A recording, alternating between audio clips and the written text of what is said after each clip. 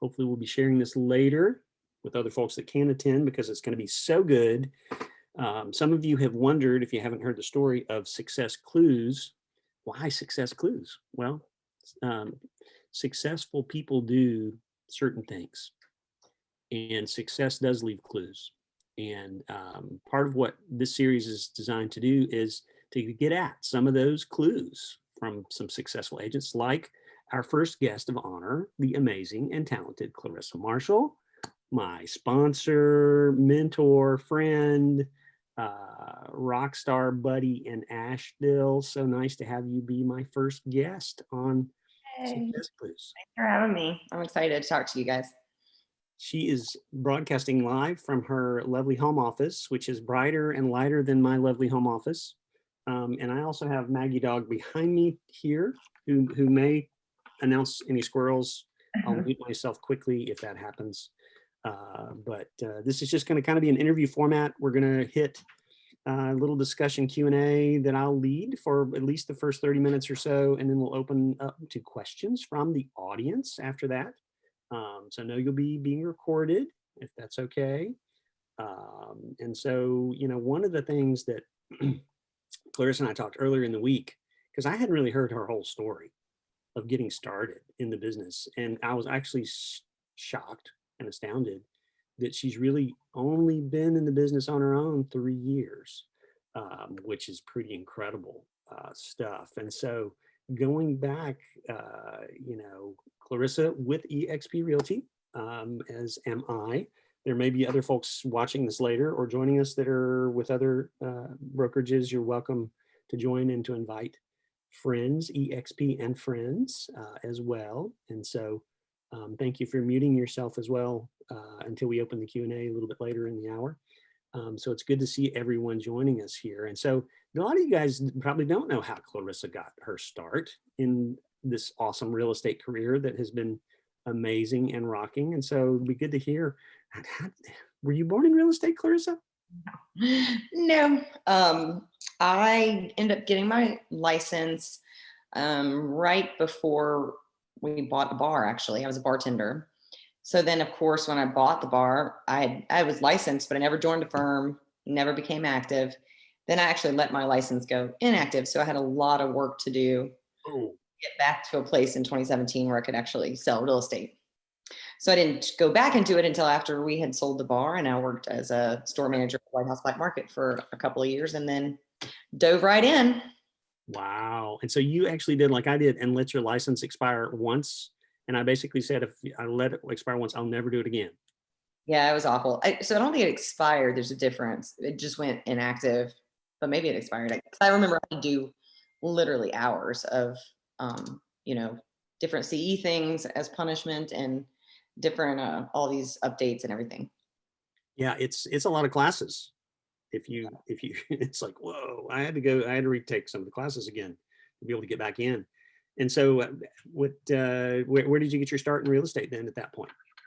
So I joined Keller Williams as an individual agent and worked as an individual agent for from July of that year until about April of the following year. So not even a year. And then I joined a team who was with Keller Williams, and they immediately left Keller Williams and went to eXp. And so that's how I landed at eXp. Oh my goodness. Wow. What a journey. So I was with Keller Williams and then went to eXp too. There's a little trend there. We see that a lot. A lot of good learning there. It's kind of cool. And so being on a team is pretty cool to be able to learn.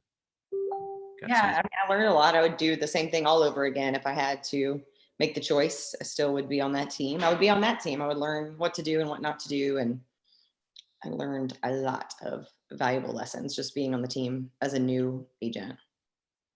So like what? Well, as a new agent, I mean, a lot of new agents come in and you don't really know what to do with yourself, or how do you spend your days? What were those days like early on the team? Structured, which is good because as you know, I'm a hot mess. I'm not very structured.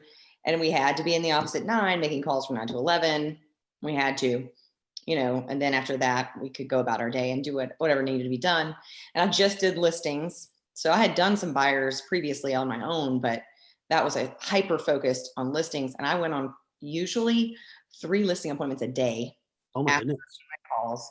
And I was taking between 3 and 7 new listings every week. So it was intense because she spent a lot of money on different types of lead sources. Right. They were coming in from everywhere. And it was, so that alone, I mean, that's a training that you can't get most anywhere, you know. Right. Well, and then starting out on the listing side, that's almost like a trial by fire because it's like, wow, a lot of people want to start out on the buyer side, and Hmm. it's like, well, let's just jump right in and go after the listings. How did that develop? Because she had always been trying to recruit me, and I basically said I didn't want to work with buyers, and that was the only way I was going to come over to the team. So I made 25% of the 3% at closing. Didn't even make 50% of it, Oh, and wow.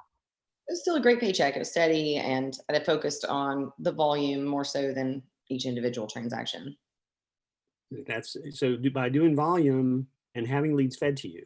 So Mhm. the value, part of the value of being on a team, and help me explain this a little bit because I have been on my own. I haven't really been on a team, but I've seen how teams work.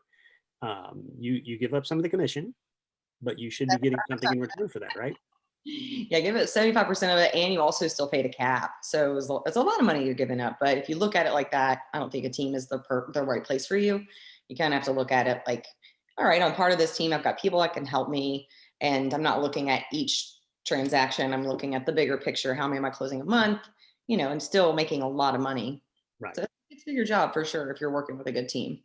Right. That makes a difference. Well, and having the lead flow makes a huge amount in the process. Now, so you were on the team, but then you went out on your own, right? I mean, and so you banked a lot of money. You were making big money with that 25% split. Uh huh. How did you get rolling on your own? Well, my sponsor and the team leader was let go from the company, so from EXP. So I had a decision to make to kind of go with them and do something new, or stay with EXP. So I just decided to call my sponsor, Dan Beer in California, and kind of learn about the CXP model. I really didn't want to like change brokerages again. I already had clients and friends and family. Oh, I thought, with Keller Williams. Oh, now you're with EXP. And the last thing I wanted to do was change brokerages every 6 months. No. So I said, I'm just going to give this a try. And I had a lot more time back then. I did take some of my listings with me, which was great. So I wasn't just out there in barren wasteland. I probably had about 10 listings I took with me. And then a couple of buyers. That was pretty much it. And started going to a lot of the classes in the EXP world, and then also utilizing my sponsor, Dan Beer, because I mean, he's amazing. Over 400 transactions a year, over $250 million a year in sales volume. I mean, that's I can't fathom that. So I had a lot to learn. That's mind blowing, isn't it? It's like, Yeah, exactly.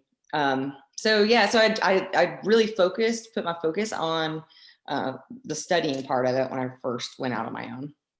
Really learning the scripts that he had shared with me. And then I really focused in on calling for sale by owners because I did figure out I liked listings a lot and I would prefer to do listings. So I would call, at least 20 people a day, wanted to speak to 20 people a day. And that usually yielded me, I wasn't going on the kind of appointments I was previously, but I was still going on 2 listing appointments a week usually. right. Pretty good conversion with those. So I really put my focus into that and making the calls because I didn't have any other choices. I didn't have enough money to pay for Zillow at that time. And I was like, okay, if I'm going to do this business, I got to do this business. And this is what these successful people have told me to do. Right. Well, and that's what a lot of agents getting started. It's like, okay, either you invest time or you invest money. And new agents often don't have a lot of money. They're like, okay, well, I got time. Then how do I maximize the time that I have? And so, did you keep the 9 to 11 block still when you went on your own? Ish. I mean, I focused more on, because, with 3 kids at home and no office, I focused more on talking to those 20 people a day. And then once a week, I would try to talk to 100 people a day. Now I Wow. counted it. If I didn't count it, it was a voicemail. I did count it if I texted them and they texted me back. I did count it if they answered the phone and hung up on me, because that's still, I spoke to someone. You spoke to them, even if they hung up. Exactly. And that helps you not get frustrated because you do get hung up on. Right. It's Yeah. inevitable. Are you finding that people are answering their phones more or less now than when you started? I don't make as many calls, but what I've noticed a trend overall with almost all my clients is everyone prefers to text. Yeah. Where they used to kind of write off the text is, it's a great way out, call, it's a great way to text someone, hey, I just left you a voicemail. This is Clarissa Marshall with EXP Realty. It's like they won't call you back, but they'll text you back. Hey, I'm at work, we can talk later. Hey, please leave me alone. Hey, I'm not selling, or, whatever it is they're going to say. It's a lot easier to do it via text, a lot quicker. So you kind of like the double tag, voicemail, text, and then maybe a triple email, like an email as well when you're trying to reach somebody if you got their email, or how do you usually do your tags? Exactly like that. So always call, text, email in that order.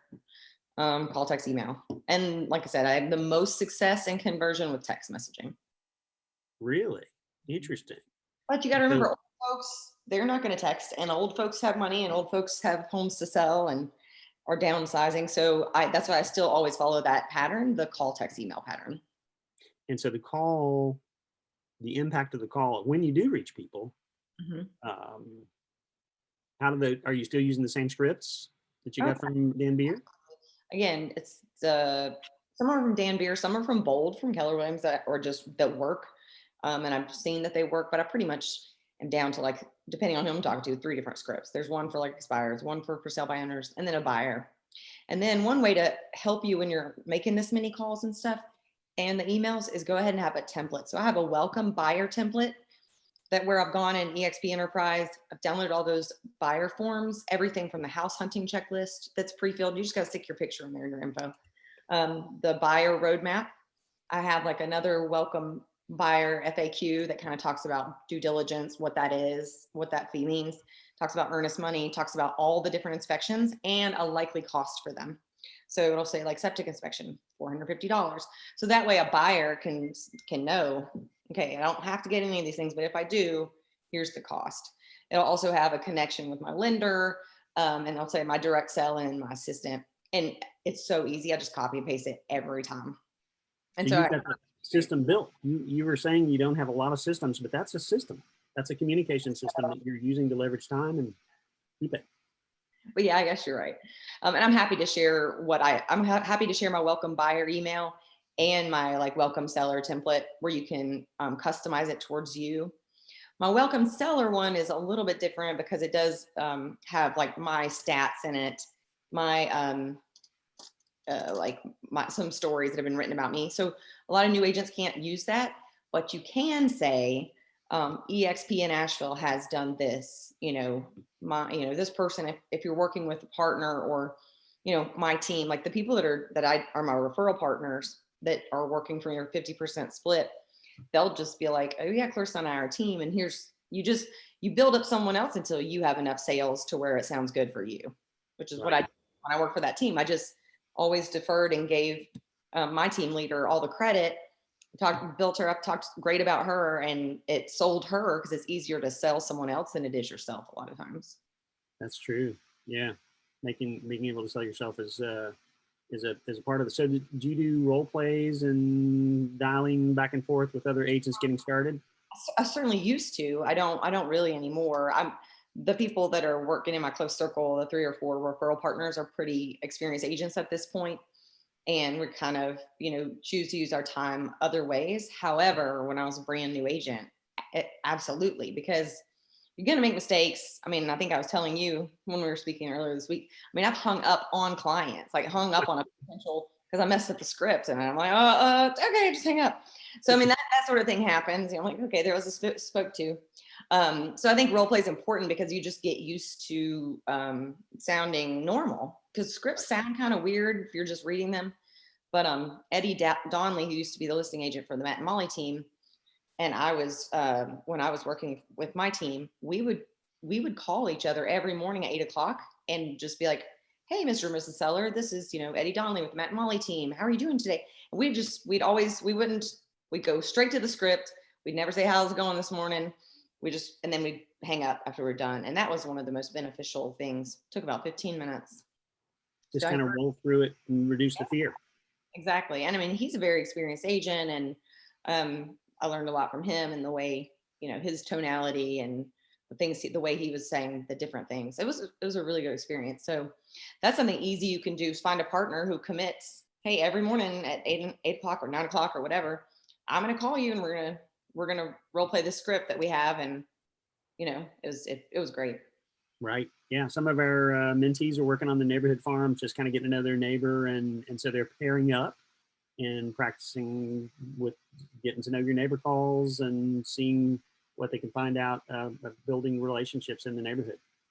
Yeah, it's smart. So let me ask you this, because you were saying there are three kinds of agents. That thing you shared with me, that kind of struck me. What, you remember the three kinds of agents So you were telling me about?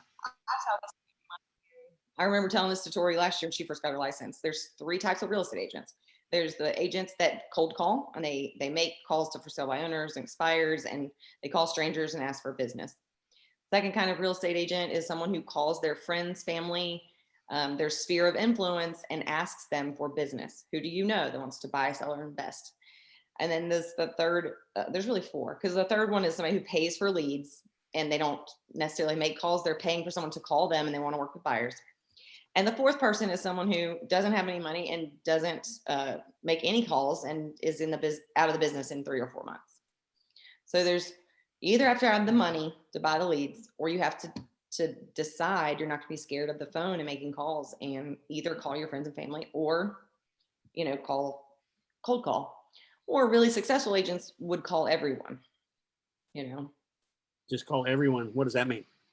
call your friends, family, and strangers and ask for business, and don't be scared of being hung up on, and don't be scared of somebody saying no, and don't be scared of talking on the phone, Right. How do you see phone and Facebook going together? Are you doing much with Facebook and connecting with folks there as well? So yeah, so I think I was telling you this as well. I use my personal page a lot for business, within reason. So I'll post real estate posts on my personal page. Maybe there was a closing, maybe there was a big listing I want to share, but I'll also post things about myself and my family so that someone's not getting inundated with just, God, all this person does is real estate, and they don't see a human side of it.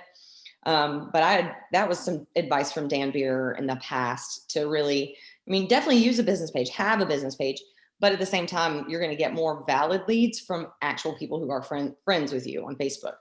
Right. And I found that to be true. I don't know if I've ever had a valid Facebook lead from my marketing attempts, which I do. I use it to market my listings and push things out.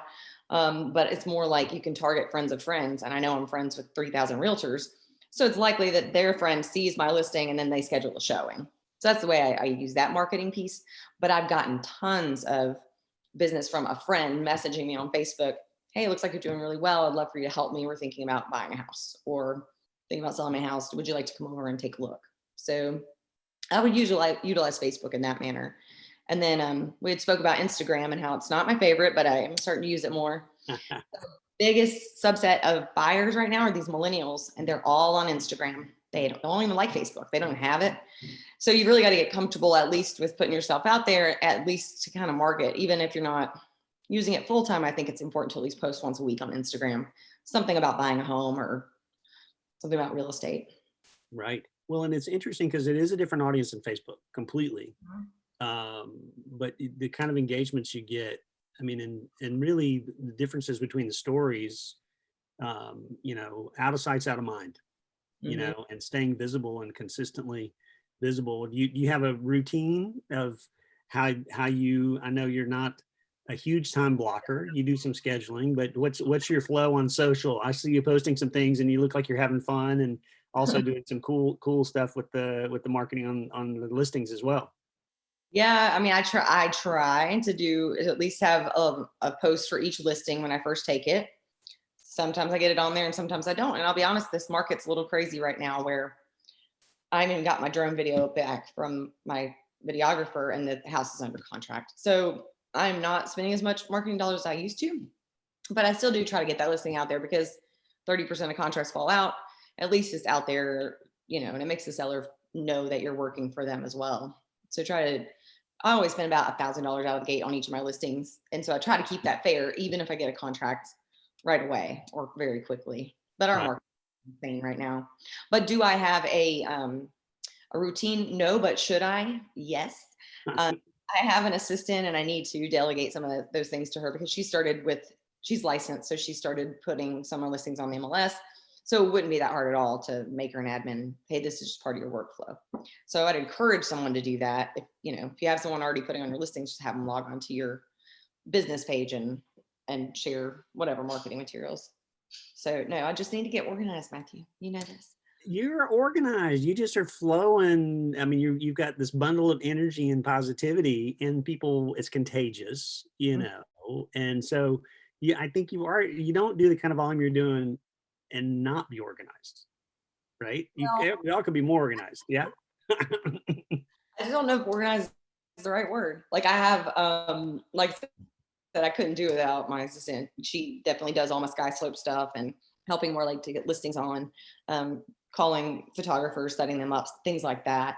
But I do a lot of, hands-on customer service is super important to me. And I feel like that's why I have such successful business, because probably 25 to 50% of people that I'm helping like this year, a new listing that's going on next week. I mean, that's someone who I sold their house for them last year.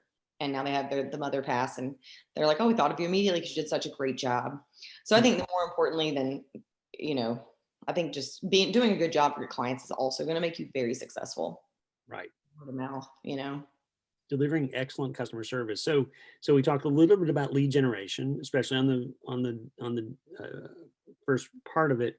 Lead conversion is sort of the second part, but then the customer service is pretty critical. Now, when you mentioned a nugget here that I don't think everybody on this call knows, 30% deal fallout. It's not unusual to have contracts blow up, go sideways, get weird before you get to the closing table. Talk a little bit about that from your experience. I had 2 terminate this week, and it's only 2 in 1 week.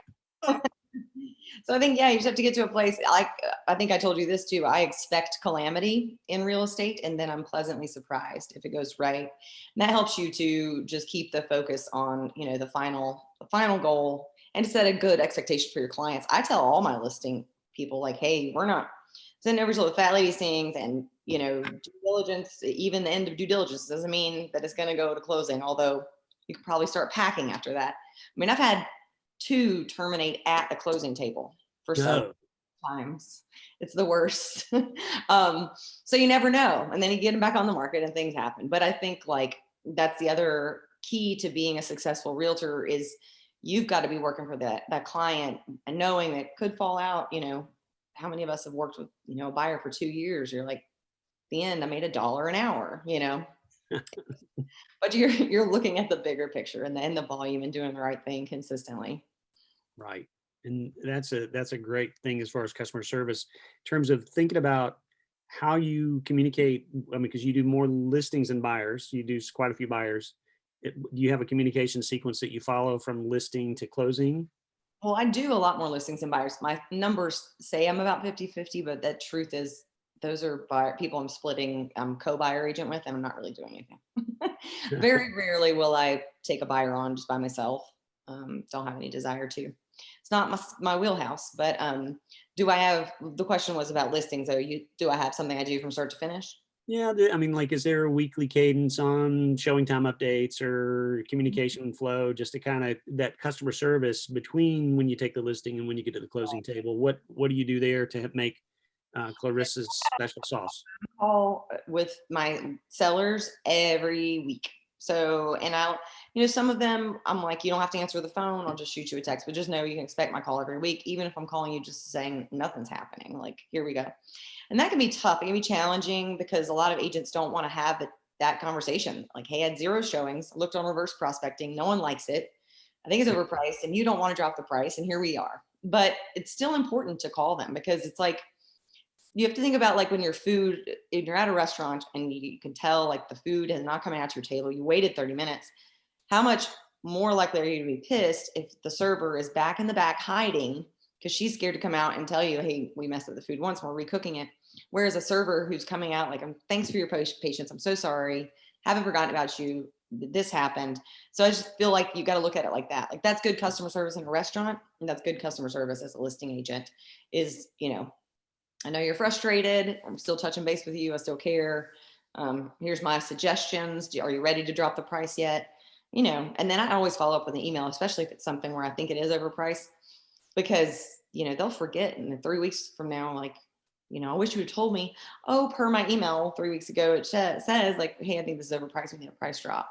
So, but what we found right now, I'm sure everybody feels like this, is if you are selling, I mean, if you price it right, it's gone. It Yeah. truly is. But still important to communicate. With buyers, I do have a system set up. Wow, with Meredith, where as soon as they go under contract, and Meredith's my assistant, I have an email template that I used to use before I had Meredith that said like, these are the inspections you'd like to order. Please reply back and let me know which ones you like to do. Here's the lender's phone number. I already sent him the contract. And then, so now Meredith does that. So all those inspections get set up, within 48 hours of us going under contract. She'll send the contract to the attorney and things like that. Make sure the engagement letter gets sent from them. So, because on the buyer, there's a lot of things to do once you get under contract.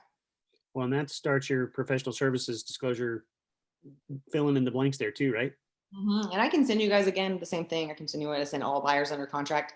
That actually has the professional services disclosure attached.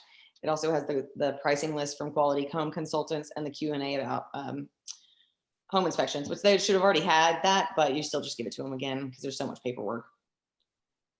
Can be overwhelming, all the paperwork. So helping to spread it out a little bit and helping them, manage the information overload that we all have is a good service really for your buyers. For sure.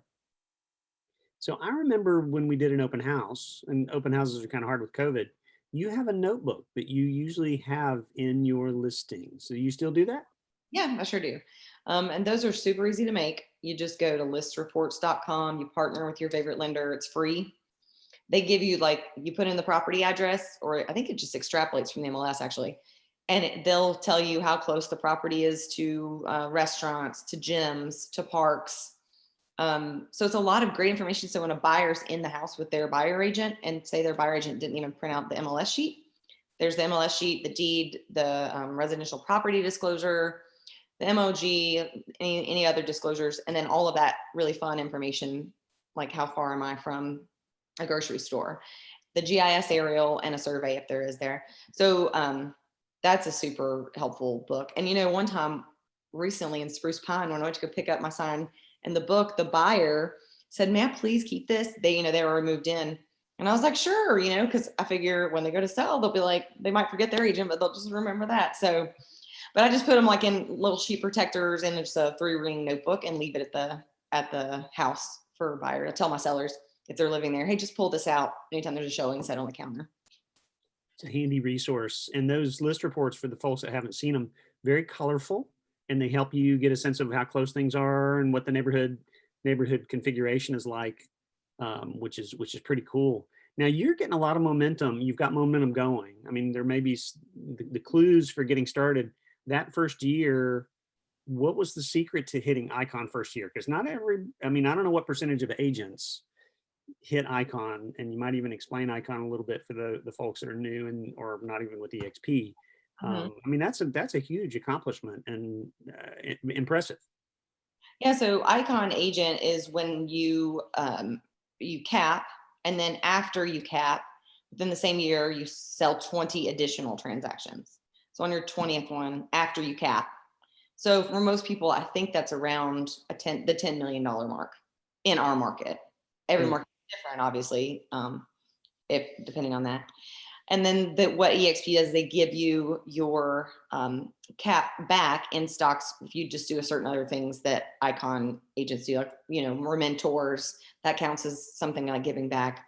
Or if you choose to be a teacher in the world, that's another thing you can do. There's a lot of different ways that you can vet other icons. Trying to think of a few things. But that part's the easy and fun part. And the hard part is, of course, getting that volume of transactions. And so the first year it was really tough. I actually closed 3 transactions on the very last day I was allowed to before my cap reset. Oh my goodness, that's close. One of them was like at 4:45, and if I hadn't had the best paralegal in the world, I would have not closed and I would not have hit it. And it was awful. But it was a lot of hard work. It was a lot of doing the things that anybody else wanted to do. And, it's a lot of time and sacrifice too. You lose time with your family, you lose time with your loved ones and friends sometimes whenever you're working that much. And it was too much that that first year. And I was having to back up a little bit and try to, take it a little bit easier. So that's why I started adding people to leverage to help me, because it's not sustainable otherwise. But I just think when you first start, unless you have a bunch of money, I mean, you're going to have to spend a lot of money and really work 75, 80 hours a week if you're really trying to do that. And, even if you work 60 hours a week, though, I mean, you're still going to do better than the agent who's working 20 and going out for coffee and drinks every night and yada, yada. Right. And so launching onto the phone, setting appointments, I mean, having the habits of lead generation, appointment setting, sounds like really helped prepare the way. Boy, that paralegal should be on the payroll for the long term, getting you through that deal that first year. She's great. Brie well, she's with Gooseman and Rose now, but I love her. Good, So, good to have good relationships with the paralegals. And when you're thinking about your relationship networks, building that referral network, because I know you've got a sheet that you provide of the providers for lenders and closing attorneys and other services. What's important for folks as you identify potential resources? so it's most important that they're going to be the best for the client. So that's why I always use the exact same home inspector. And he's, what's funny enough is I helped him buy the piece of property that he's now building his house on. My surveyor, who I recommend, I just sold 2 homes for him last year. So you start to really build those relationships and look for people that are going to give you business back, but don't let that be the defining thing. Because I was already using them knowing they would do a good job before, and it's just reciprocal. But if you know of someone that already has, hey, they're already using Clarissa Marshall and they're going to refer all their business to her, there's someone else out there that's good that would be committed to you. You're going to give them business, they're going to give you business. So it shouldn't be the reason why you choose those people. You choose them because you trust them. But you should, there's more than enough people out there where I changed insurance agents. I loved him. He'd always been but I found out that he was always giving business to another large team in this area. And that just means he's never going to give it to me. So I found another insurance partner who does a wonderful job, who doesn't already have a realtor that they're referring people. So we're back and forth. I think it's important. That's a good thing. I mean, thinking about insurance and lenders as well. It's one of those deals where it's like, okay, it'd be nice to have a little back and forth here. If I'm bringing you all this business, you don't necessarily expect it, but at some point, if you're bringing enough business to them, at some point they would consider sharing some. For business, that goes back to, I've done it. My accountant is another one. When I was interviewing accountants, I said, do you have a real estate agent that you are regularly referring your clients to if they ask? And he was like, no. I'm like, well, great. Can I be that person for you? And I'll refer you business as well. He said, yep. I'm like, great. So there's another one. So think about all the service providers that not just for your clients, but for yourself. Where you take your car, where you buy your car. I was handing out my card. I just bought a truck like 3 months ago, the GMC dealership, and talked to the gal, do you have a realtor? She's like, no. All right, great. Here's my card. I'm going to buy this truck from you and give me some of your cards. And it's just, again, that goes back to constantly asking for business and building up your sphere. So think about, you can just brainstorm on all the different services you use, your dry cleaning person, your pharmacist, your doctor, your accountant, my guy, Edward Jones. Like, I use the guy that works out of Burnsville because I've known him for so long and he gives me business. So all types of service providers, not just the ones we provide to our buyers on that sheet, but also, as we live and work and spend our money. It's a great question. One of the things I want to start doing is tell the audience to write that down. What was the question you asked your service provider? Do you already have a partner, a real estate agent? I have a real estate agent that you regularly refer business to should one of your other clients ask. And then if they'll say yes. I mean, they're very genuine. That's why I knew to change insurance people. But they're like, okay, well, great. I would love to, us work together. I'll give you business, and I would love for you to do the same. Here's some of my cards in case when your clients ask, we just, have these in your drawer. And they do. I mean, I love it. Write that down, people. That's a success clue right there. There have been several success clues dropped. I'm thinking you guys are probably getting quite a few out of this process for sure. You got selected to go out to San Diego this year, I guess. Before COVID? That was a pretty big deal too, right? What did you learn out there? Because you went from being, that first year icon, you were an individual agent, being an icon. without an assistant, just busting it out 80 hours a week. Mhm. But the second year as Icon, it wasn't that bad. So the second year as Icon, I made Icon like 6 months before my cap reset. So it Ooh, was a lot different experience. And then this year, the same thing, like the third time around up. So I still have 5 more months. Back then, I still had 6 more months before my cap reset. So that was just an unusual hard year because half of the time, more than half the year, I'd been on that team. So your cap structured differently.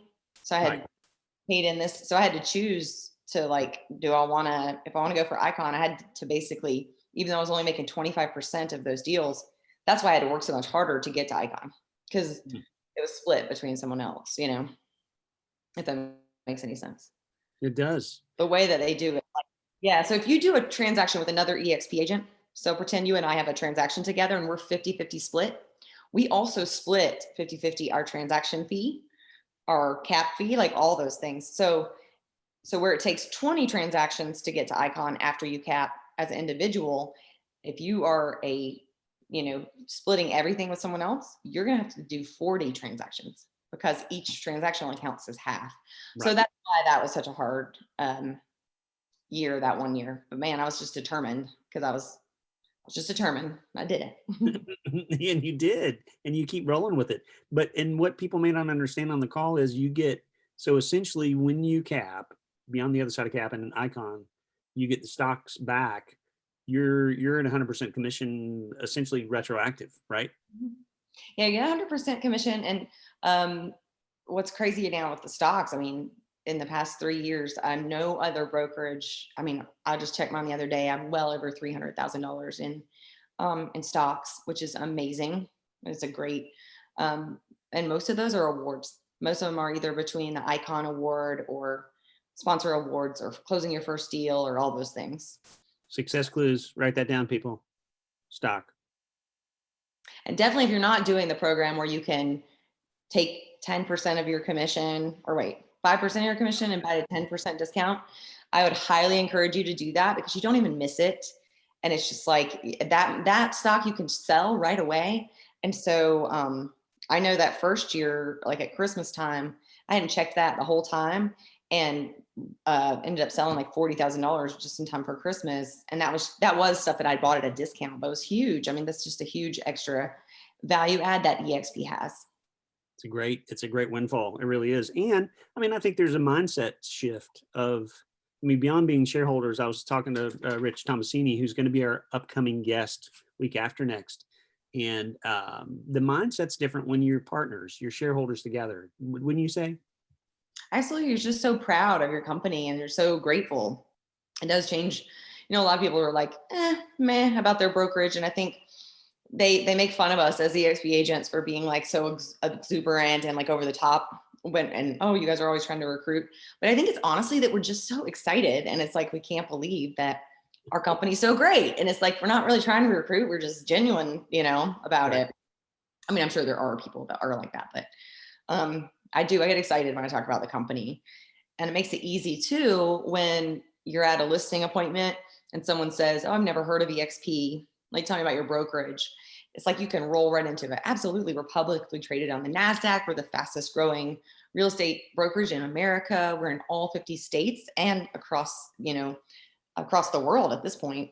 But it's so exciting because you'll start to read more about the company when you are vested in the company. It's Yeah. like every morning I'm checking my stocks, like, oh, look what they're doing, So it's good when you're, like I said, to know about your brokerage whenever someone who, the brokerage name is important to some for some sellers.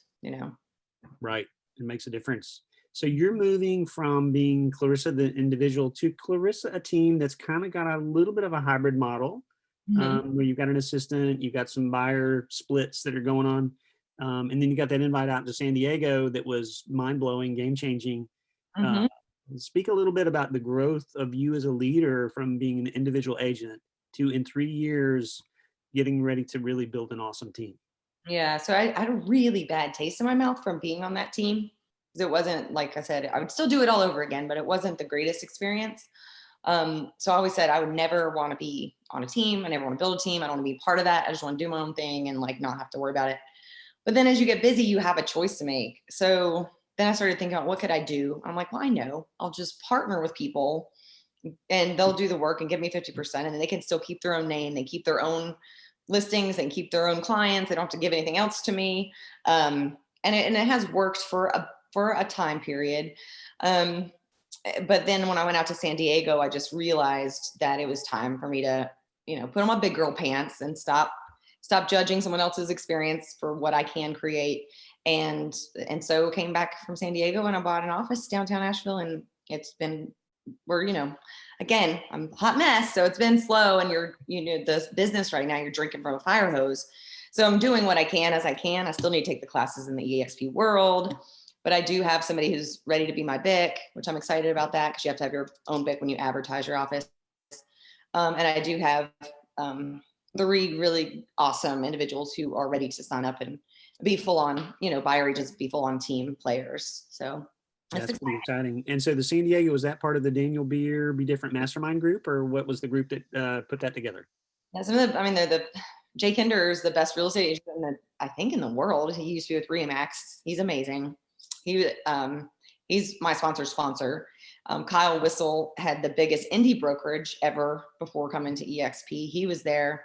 So I was just like, I was the lowest producing person there. And I just felt like, I'm just going to be real quiet and listen to these people. And so I did. And I learned so much. It was like, I was so honored that they, invited me.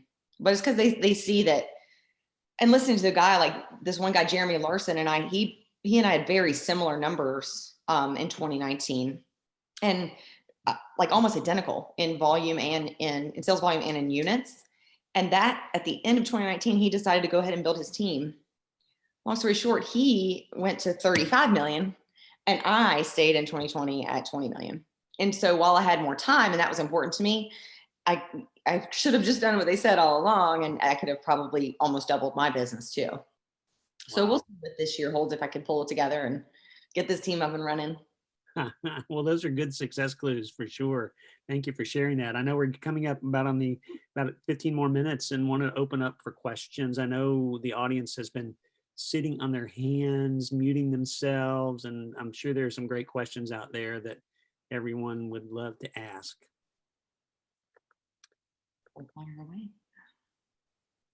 You want to drop it into chat? I see a chat. Let me get in there. I got a question. Am I icon or close? I'm about to cap, but I'm not an icon yet. I want to be an icon when I grow up. So once you cap, then it starts over that you want to get 20 transactions that are 100% yours, not referrals. So referrals, actually, even though that person did nothing, if it's an EXPN referral, that's only going to be a 0.5. Half of the one that you need. Gotcha. The referrals, slice it down. Zillow. How do you feel about Zillow, and how do you convert Zillow buyers? Yeah, I have a lot of success with Zillow. So I'm not a Zillow hater like a lot of people. A lot of people have dropped off using Zillow after they have done this, whatever, became a brokerage themselves.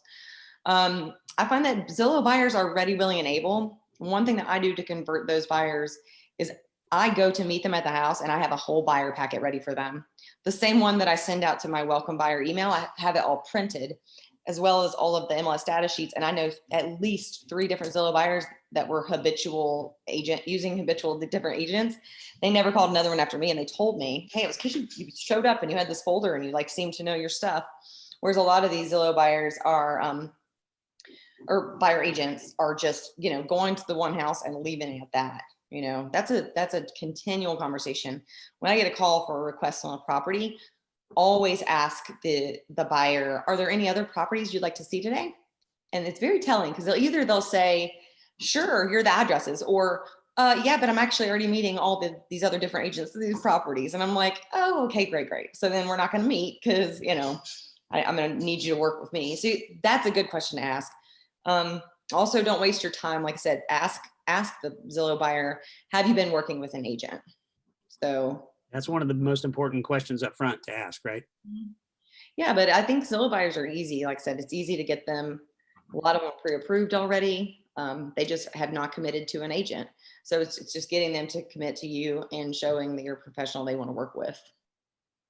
So I'm going to back up to a success clue. You not only have a listing presentation, but in a sense, you have a buyer packet and presentation too, right? Oh, absolutely. And that's all. Somebody asks where you find the templates. They're all in EXP Enterprise under the marketing tab. And then there's buyer agent stuff, there's open house stuff, there's listing presentations. And I use all of those. I don't have anything that I've created myself. I use all of theirs. Um, and that's where also you can find my buyer agent consultation is straight from EXP Enterprise. It's the one that you can download on your computer. So I'll go meet a buyer at a coffee shop and use that. We'll just go through the PowerPoint on my computer. So I'm not wasting a ton of paper with that. But so yeah, it depends on which buyer type I have. The buyer process wheel is also pretty cool. I mean, the graphics in there, I was really impressed when I first joined EXP. I was like, man, these resources are good looking, and I didn't feel like I had to recreate anything. Yeah. I don't want to spend my time doing that. You just upload your picture and your info and like done. And it's all part of what we're paying for with EXP, and go ahead and, oh, look at that guy. I would go ahead and have them ready, have some in your car, have some, at your office if you have one, or at home, have them already printed out though, because you just never know when that buyer is going to be like, I want to go see this house right now.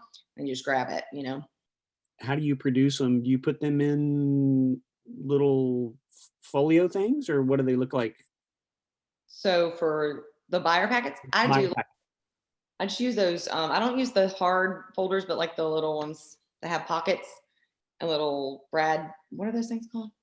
I do 3-hole punches and all of that, put them in there with like a sample 2T with the working with real estate agents. So it's all in there together, all the required forms, and then also the stuff from EXP. So when you put buyer agents in front of them, you can check off they've already seen the working with real estate. I mean, they've seen all these forms because it's in that packet. And they got a hard copy too. Yeah, exactly. The other thing you can do with Zillow buyers is say, I've got this disclosure. It sounds like you've already looked at some homes before, so I'm sure you've seen it. Just need to sign it. And they'll be like, I've never seen that before. And you'd be surprised. You can actually win a buyer over from sharing the working with real estate agents brochure, and explaining it to them. That's amazing. Great question from Rebecca Clarissa. How many clients do you convert from Facebook real estate groups with agents that recommend you in the Asheville area? Referrals, big part of your business and workplace and beyond, I'm sure, with other agents. Not many. So I find that the same people are always getting their little cheerleading squad. Five Inch Cherry gets a lot, Bill DeVore, Matt and Molly group. But I've asked Bill, because he's a friend of mine, what are you doing to get all these people to say your name? And he said that when he didn't have any business, he started searching real estate agent out that were hanging out in the group, finding out where they lived. And then he would sit on Facebook. And as soon as they saw like whatever, Ohio, he looked at his thing, he would tag the guy and be like, I highly recommend. Well, he did this for, a long time he said 3 or 4 months. He would spend hours a day or at night doing this, learning where these people lived and then tagging them. And that's why they tag him back. Oh, wow. So he was giving before he got. Do it, the couple times I'll get tagged, I get drowned out. That is not a great way to look at business unless I said you have time like Bill did. But what's funny is I won't say who, one wasn't Bill, but one person that gets tagged in there all the time, and literally does no business whatsoever. Like a 1/20th of what, my volume.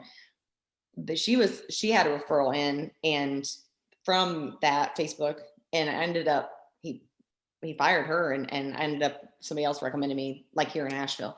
So it's just funny. I don't know. I wonder how many of those actually work out with people who are the referrals. Yeah, and that's the thing about referrals in general. Not all of them work out, but there are a lot of people are asking about workplace because you get mentioned on workplace at EXP a lot. Honestly, referrals with EXP, I'll share my experience.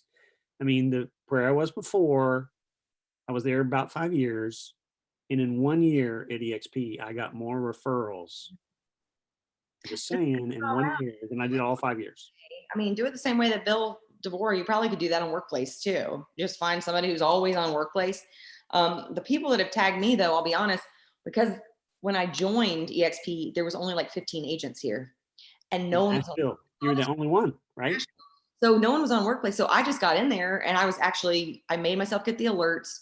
Then I did a good job for those people, and then now they tag me. So all the people that tag me are actually people I've done referrals with. And now I've got enough referrals where they're just calling, like, I've got a really big team in Raleigh that I partner with. They'll just call me. They won't even bother posting on work chat now.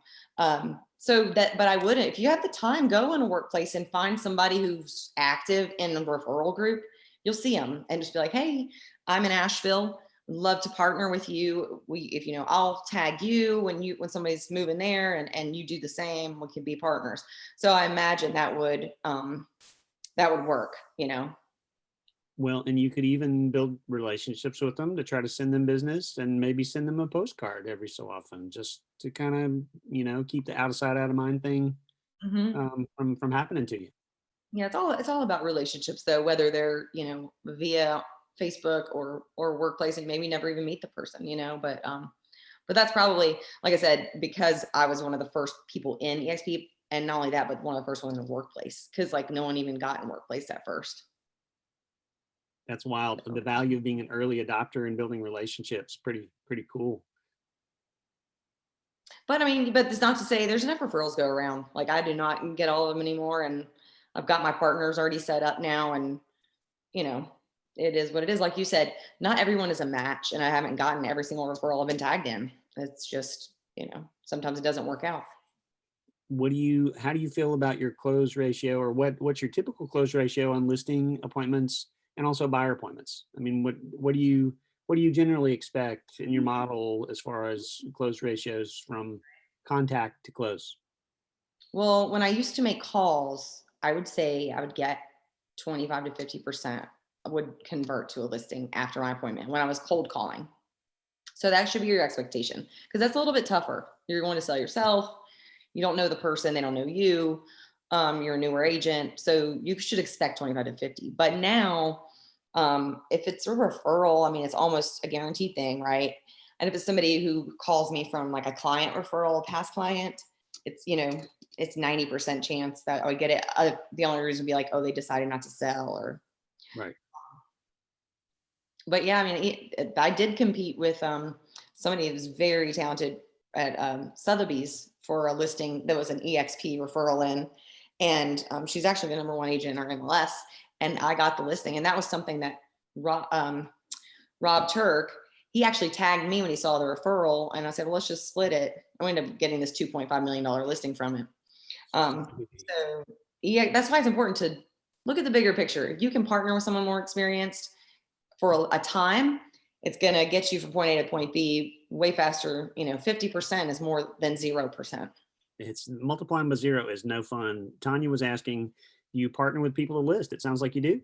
I do, just depending on what's going on. If I have the bandwidth, I'm not going to take something that's overpriced, or if the seller's like unreasonable. A lot of times, if it's a listing agent, a company, I don't have the bandwidth right now. So it works out a lot with another partner, like Bob in that example. That's a listing agent company showing, and he's committed that he will go to all the showings. So I don't have to, because I don't have time to take on some of those. So I think it depends is the answer. Yeah, and with luxury, the expectation of being there for every showing is a lot higher, right? Oh, it's 100%. Really anything over a million, I think that's the expectation. Good to know. More questions. You only co-list with EXP? So you're only allowed to co-list with EXP, because remember the listing is with the brokerage, and that's why you Right. can co-list with me. Umbrella. Yeah, and then listings is with the firm and not the person. So you can't co-list with somebody from Keller Williams or whatever. Now they could refer to you. Like I actually have a partner who works for Keller Williams that doesn't want to work that much anymore, but she's very successful. So she'll get calls all the time. She'll give me the listing, 50% I give her back. She doesn't do anything. So we're kind of co-listing for using my name, and her, her clients are talking to her and to me. So it's interesting. You just have to be careful when you do something like that to make sure the clients understand that you're their agent, and Right. then this other person's receiving a referral fee. So that's technically a referral, not a co-listing, right? It is a referral because you can't list with two different firms. So yeah. Right. What other questions? We're almost at the top of the hour. Got time for one more question, you guys out there. She's getting ready to go to another appointment. I'm so happy that we were able to spend this hour with Clarissa. It's hard to get to catch up with her. She's moving so fast with her new office and the new team in development. And you guys can come by there anytime. Please come see me. I'm downtown. So Walnut. Tell us where it is and tell us how to reach you best. it's 84 West Walnut Street. It's in the condo above the barber shop. And then best is to text me to set up a time at 828-774-6343. And like I said, anybody who's new, if you want to come sit and watch the spaz in motion, you're welcome to come and sit with me and follow me around. I don't care, but just understand what you're yourself into. A lot of energy, a lot of positivity. So if you were to identify your superpower, since what do you think your superpower is, as a rock? Probably like talking to people, and helping people. So I'm great with conversing with people and reading their emotions and seeing and knowing how to, I can see if something's going south. And that all ties back into like the whole customer service piece. Yeah, that's good. I can agree with that. I know energy and positivity are also some super things. Somebody asked about, are you still doing commercial? I am, but I haven't joined the commercial division yet because I think it actually requires some additional classes. And there was something going on this week, but I didn't find out about it till yesterday. So if you guys are interested in commercial, I do know this week that they're doing you can sign into the world and log in and learn about it. It's a little bit higher cap you're going to pay for commercial. I think they're paying 22 instead of 16. But it does include a ton of stuff that I was paying out of pocket. So it's really stupid of me not to join it because paying for CoStar out of pocket is $17,000 a year. Whereas I could just join the EXP commercial division. I'll get CoStar not for free, but so that extra cap, it makes sense to do that because that's a lot of money, So it's some great things. I've heard awesome things about the commercial division. I am still selling commercial, but I haven't joined up yet and I need to. So thanks for the nudge. Good question. I talked to one of my commercial buddies and he's all commercial. And he said, I've just been so busy doing deals. I haven't had a chance to make the jump into the commercial side. So it is a pretty big jump. I mean, there's a pretty big commitment there, but for what you get for the money, it's good, right? Do commercial, you just need to find a specialty. Like I don't do all commercial. I don't do leases. I want to just stay in my scope of understanding. So I really understand and get investment properties, cap rates. I understand the short-term vacation rental market and huge apartment buildings. I can do that if it's a sale. Zero desire to do leases. I'm referring that out. If it's retail, it depends. Really, I wouldn't feel comfortable taking on a whole strip mall, but right now I have listed an individual retail shop. So just really be careful if you're doing commercial that refer it if you have no idea what to do with it, Good call. Open houses, you still open for assistance with open houses? You doing any open houses? What's your view on open houses? Last question. Yeah. So, call anytime. I did an open house last weekend. I have an agent doing one for me this weekend. So definitely anytime you guys want to do it, say, here's my open house, come see me. In marketing your listings, you good with agents marketing your listings at EXP on the EXP team? Call them yours and sell them. Fine with me. Awesome. Clarissa Marshall, thank you so much for your time today. Matthew Ledford, MatthewLedford.com for the recording, because most people on the call know. Lots of great stuff happening. Thank you for being my first guest on the Success Clues series. Come back in here rich. So thank you so much, Matthew. And thanks so much to you guys. Thanks, guys. Have a great Thank you. Don't forget to love your neighbor, people. See you soon. Bye.